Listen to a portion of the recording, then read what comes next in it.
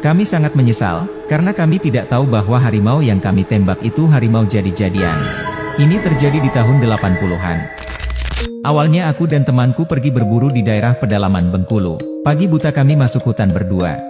Di musim buru, biasanya buruan babi hutan sangat banyak. Entah mengapa, kali ini kami berdua tidak menemukan satu babi pun untuk jadi sasaran kami. Aneh. Sampai sore tidak satu pun kami menemui buruan.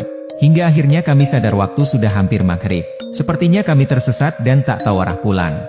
Kami berada di dalam hutan belantara yang tidak pernah dijamah manusia. Kami istirahat sejenak sambil berpikir dan berdiskusi.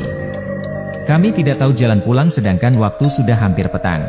Di tengah perbincangan kami, sekitar 50 meter di samping kanan kami terlihat sepasang harimau loreng Sumatera, yang sepertinya lagi bermesraan. Kami pun hening sejenak, sambil mengamatinya. Karena pengalaman kami harimau tak pernah memangsa manusia jika mereka tidak diganggu. Aku tenang, karena bukan pertama kalinya aku bertemu si loreng ini di hutan. Tiba-tiba,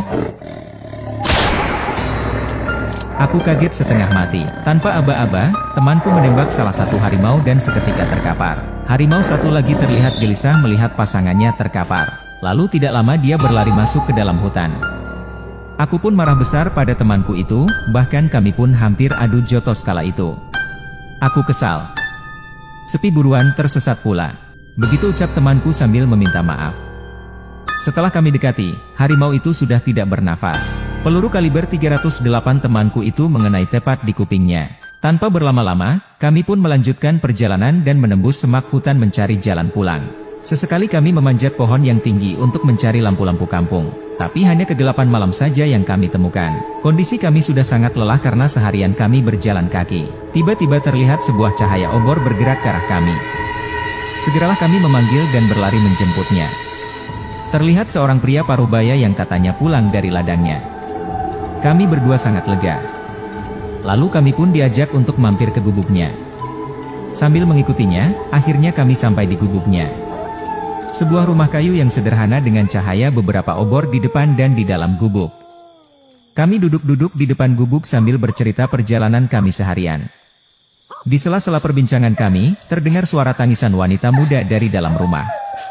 Itu anak perempuanku. Dia masih berduka karena belum lama ditinggal suaminya. Ucap bapak itu. Sekitar 1 jam kami berbincang, dia pamit untuk pergi ke ladangnya kembali. Hendak mengaliri air katanya. Kami berdua menunggu sambil istirahat di bangku kayu itu. Tapi tangisan wanita itu semakin keras. Sesekali kami mengintip ke dalam. Cantik juga ya Embang. Jangan aneh-aneh kau toh. Dilihat dari gerak-geriknya, temanku ini mulai berpikir mesum. Beberapa kali dia hendak masuk rumah. Tidak bosan aku mengingatkan keras padanya. Jangan kurang ajar kau. Sekitar 2 jam berlalu bapak itu belum juga kembali. Karena sudah larut dan saking lelahnya, aku ketiduran di bangku kayu itu. Malam itu aku tidur lelap. Tidak sedikit pun aku terjaga. Bahkan bermimpi saja tidak.